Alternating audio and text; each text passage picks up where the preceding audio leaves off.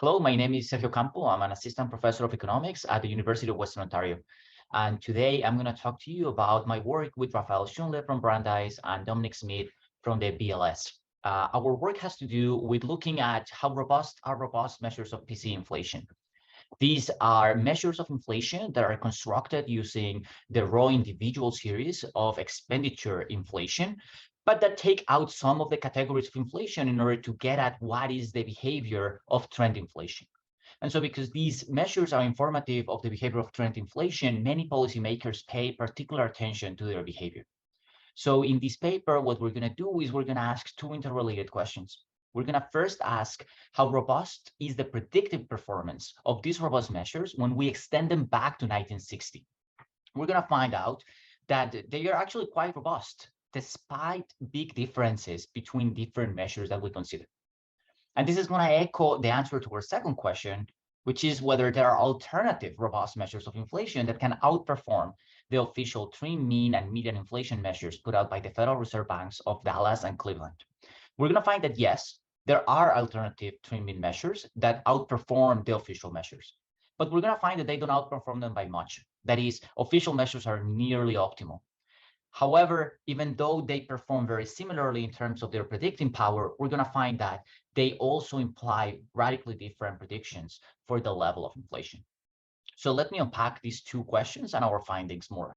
First, we're going to reevaluate robust inflation measures by looking at inflation measures going back to 1960. This is as opposed to official measures that started in 1977.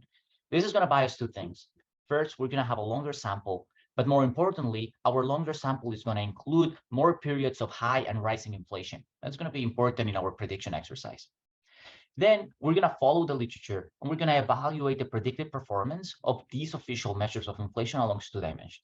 We're going to construct measures of current and future trend inflation. We're going to see how well do the official robust measures do at predicting the behavior of current and future trend.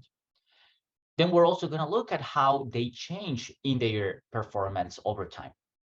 Our main finding here is that trim mean measure, the official measure produced by the Federal Reserve Bank of Dallas, slightly outperforms median inflation, the official measure produced by the Federal Reserve Bank of Cleveland. However, the differences in performance between the two are not substantial.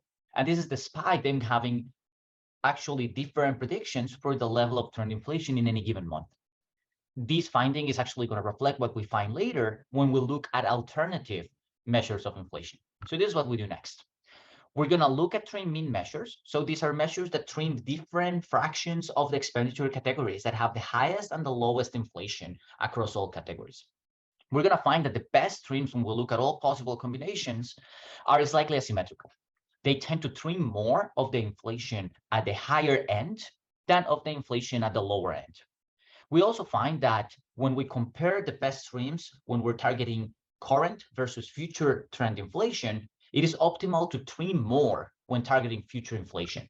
So this brings the optimal trims for future inflation closer to the median inflation series computed by the Federal Reserve Bank of Cleveland.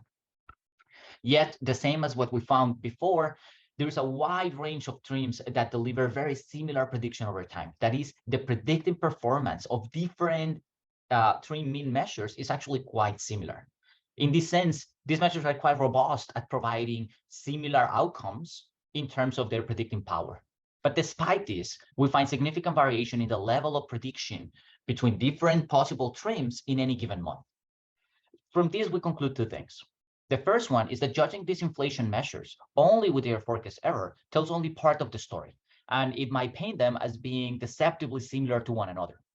We find that it is much better to rely on a set of trims that all deliver very similar predicting performance, but that provide a range of inflation levels when judging the behavior of trend inflation. These results are all presented in the paper where we have a more in-depth description of what's going on. You can find the background paper in the link in the screen. We also have updated slides that contain a lot of the new results that I talked about. And there's a recent video where we also give a presentation of these same results. Thank you all for your attention.